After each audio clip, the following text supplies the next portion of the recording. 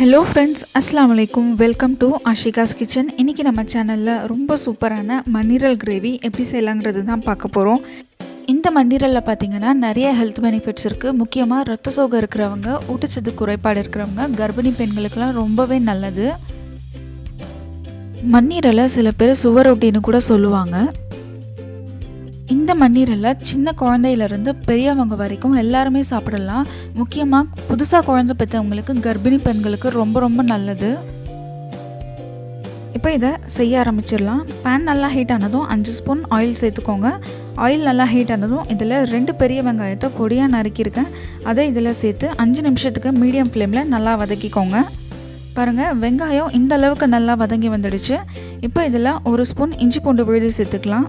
இஞ்சி பூண்டு சேர்த்ததும் 1 நிமிஷத்துக்கு அதில் இருக்க பச்சை வாசனை போகிற வரைக்கும் நல்லா வதக்கி விட்டுக்கோங்க. மன்னீரல் கிடைக்கிறதுல ரொம்பவே டிமாண்ட். ஸோ நீங்கள் ஒரு நாளைக்கு முன்னாடியே ஆர்டர் பண்ணி வச்சுருந்தீங்கன்னா ரொம்பவே ஈஸியாக கிடச்சிரும்.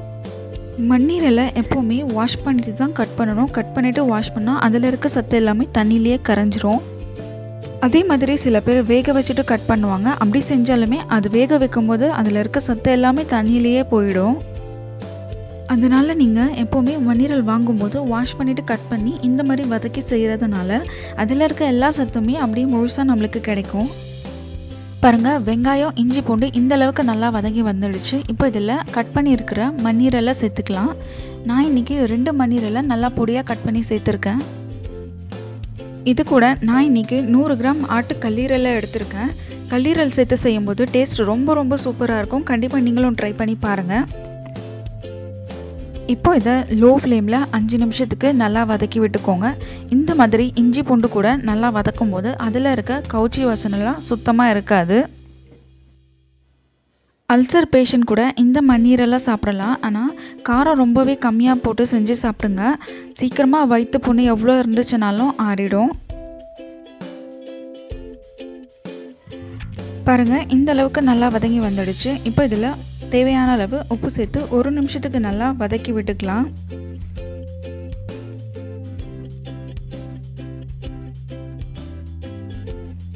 இப்போ இதில் தக்காளி சேர்த்துக்கலாம். நான் இன்றைக்கி 2 மீடியம் சைஸ் தக்காளியை ரஃபாக சாப் பண்ணியிருக்கேன். அதை இதில் சேர்த்துக்கலாம். நீங்கள் பெரிய தக்காளியை எடுத்துருக்கீங்கன்னா 1 தக்காளி சேர்த்துக்கோங்க, கரெக்டாக இருக்கும்.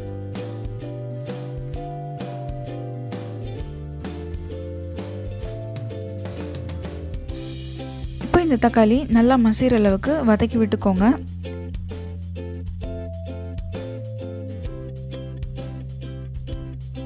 இப்போ இதில் மசாலா 1 by 1 சேர்த்துக்கலாம். 1/4 ஸ்பூன் மஞ்சள் தூள் சேர்த்துக்கோங்க.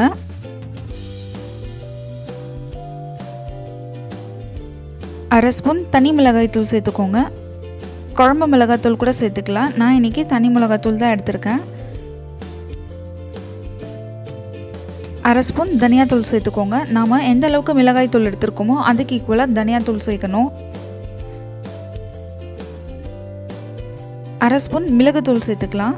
மிளகுத்தூள் கண்டிப்பாக சேர்த்துக்கோங்க, டேஸ்ட்டு ரொம்ப சூப்பராக இருக்கும். 1/4 ஸ்பூன் கரம் மசாலா சேர்த்துக்கலாம். கரம் மசாலா கண்டிப்பாக சேர்த்துக்கோங்க, ரொம்ப சூப்பராக இருக்கும். ரொம்ப அதிகமாக சேர்க்கக்கூடாது.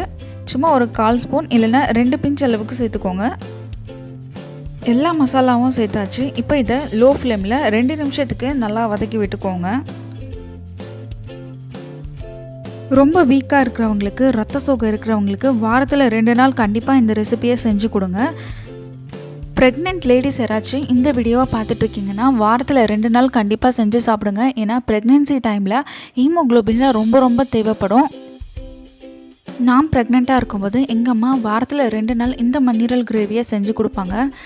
அது மட்டும் இல்லாமல் குழந்தை பெற்று 3 மாதம் வரைக்குமே எங்கள் அம்மா இந்த ரெசிபியை தவறாமல் செஞ்சு கொடுப்பாங்க. ஸோ ப்ரெக்னென்ட் லேடிஸ் இல்லைன்னா குழந்தை பெற்றவங்க யாராச்சும் இந்த வீடியோவை பார்த்துட்ருக்கீங்கன்னா தவறாமல் நீங்களும் செஞ்சு சாப்பிடுங்க. ஏன்னா நார்மல் டெலிவரியாக இருந்தாலும் சரி, சிசேரியனாக இருந்தாலும் சரி, டெலிவரி ஆனதுக்கப்புறம் நிறைய பிளட் லாஸ் ஆகிருக்கும். அதுக்கு ஈக்குவல் பண்ணுறதுக்கு, புது ரத்தம் ஊறுறதுக்கு இந்த மன்னீரல் ஏதோ ஒரு வகையில் செஞ்சு சாப்பிட்டா ரொம்ப ரொம்ப நல்லது.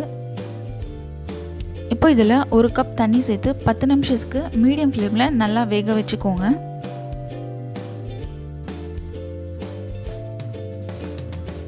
பத்து நிமிஷத்துக்கு அப்புறம் ஓப்பன் பண்ணி பார்க்கலாம். பாருங்கள், கிரேவி நல்லா திக்காக கரெக்டாக சுண்டி வந்திருக்கு. கல்லீரல் மண்ணீரல் ரெண்டுமே நல்லா வெந்து வந்திருக்கு. இந்த மண்ணீரல் கிரேவியை சின்ன குழந்தையிலேருந்து பெரியவங்க வரைக்கும் எல்லாருமே சாப்பிடலாம். சில பேருக்கு மண்ணீரலில் சாப்பிட பிடிக்கலனா அட்லீஸ்ட் இந்த கிரேவியை வச்சு சாப்பாட்டில் போட்டு நல்லா பிசைஞ்சு சாப்பிடுங்க. ஏன்னா நம்ம மண்ணீரலை தனியாக வேக வச்சு செய்யலை, இது கூட எல்லா மசாலாவும் சேர்த்து வதக்கி செய்கிறதுனால மண்ணீரலில் இருக்க எல்லா சத்துமே கிரேவியில் இறங்கியிருக்கும். ஸோ ரொம்ப நல்லது. ஸோ நீங்களும் இதே மெத்தடில் இதே இன்க்ரீடியன்ஸை வச்சு கண்டிப்பாக செஞ்சு பாருங்கள். ரொம்ப டேஸ்ட்டாக சூப்பராக இருக்கும். ஃபைனலாக இதில் கொத்தமல்லி சேர்த்துக்கலாம். அவ்வளோதான், நம்மளோட மண்ணீரல் கிரேவி ரொம்ப சூப்பராக டேஸ்ட்டாக ரெடி ஆயிடுச்சு.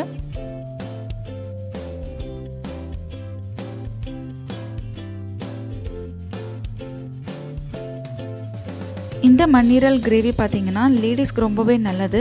அது மட்டும் இல்லாமல் ப்ரெக்னென்ட் லேடிஸ்க்கு ரொம்ப நல்லது. உங்களுக்கு தெரிஞ்ச ப்ரெக்னென்ட் லேடிஸ் யாராச்சும் இருந்தாங்களா, அவங்களுக்கு இந்த வீடியோ ஷேர் பண்ணுங்கள்.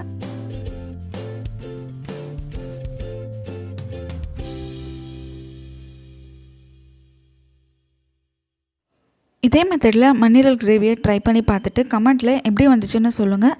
அது மட்டும் இல்லாமல் உங்கள் ஃப்ரெண்ட்ஸ் அண்ட் ஃபேமிலிக்கு ஷேர் பண்ணுங்கள்.